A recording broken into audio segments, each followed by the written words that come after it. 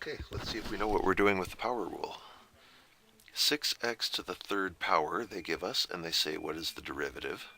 So the power rule says when you have an expression like this, you multiply it by its own power.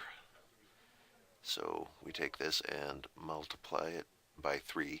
The 6 is unchanged, so now we have 3 times the original 6. And then whatever that power was, you reduce it by 1. So, and of course we clean that up. 3 times 6 is 18x squared. Normally you can do all that in one step. You go 3 times 6 is 18, x to the, reduce the power by 1, 2. But that's what it looks like in baby steps.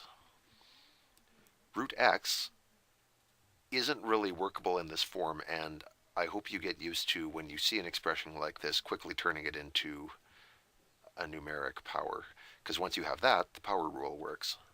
We can now take this, we multiply it by its own power, 1/2 x to the, and then we reduce this power by 1, which is to say we reduce it by 2 over 2. 1 minus 2 is minus 1 over 2, and that's your new expression. You can clean this up. It turns out this is equivalent to 1 over 2 root x, which is a arguably nicer way to say it, but the fractional exponents are a very good way to work, and you usually won't regret going to this form. 1 over x to the fourth is the same as x to the minus 4. And so the power rule says the derivative here should be minus 4, because you multiply by the power, x to the, and then this power goes down by 1. And finally, 5 times, what is this as a power?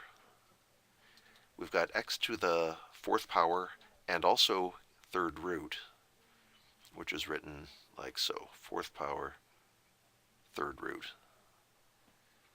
So when we do the derivative, we get 4/3 times 5, which I claim is 20/3, x to the, now this comes down by 1, which is the same as bringing it down by 3/3, which leaves us at 1/3.